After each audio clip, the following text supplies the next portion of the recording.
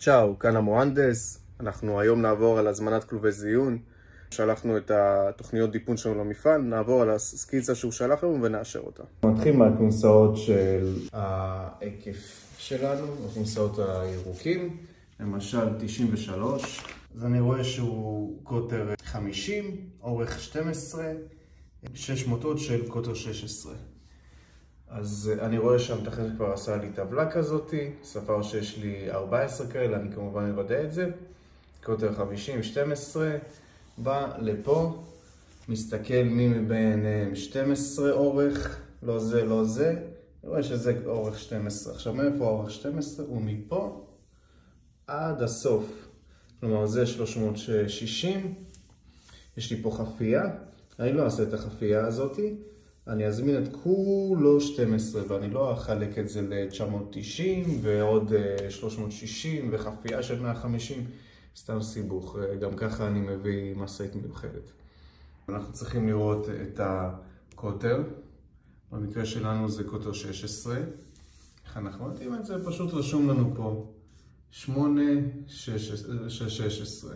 עכשיו כאן בתוכנית ספציפית הזאת יש לנו סתירה בין ה-8, 16 שיש לי פה, ל-6, 16 שיש לי פה.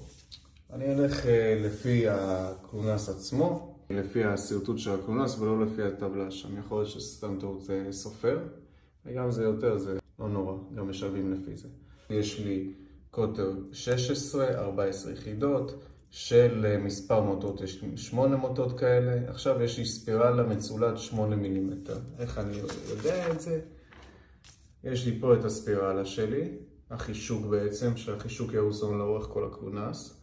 הוא יהיה קוטר 8, פסיעה כל 15. בעצם יהיה מרותח כמובן.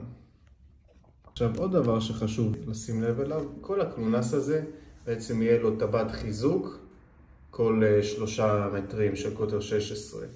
כי הספירלה לבד היא לא עכשיו, ואם אני עושה עכשיו קלונה של 12 מטרים, אז לא תספיק לי הספירליה הזאת כדי לעצב אותו כשהוא נכנס לתוך האדמה.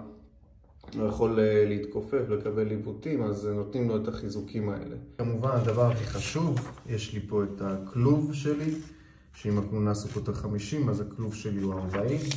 בא, בודק פה, באמת יש לי קוטר 40 הכלוב שלי, אז אני בסדר. הדבר האחרון שנורא חשוב להגיד למפעל זה שלא יעשה לי את הספירלה עד הסוף, אלא עד לפה. מפה יהיה לי את הקוץ הרגיל שיהיה לצורך הריתום.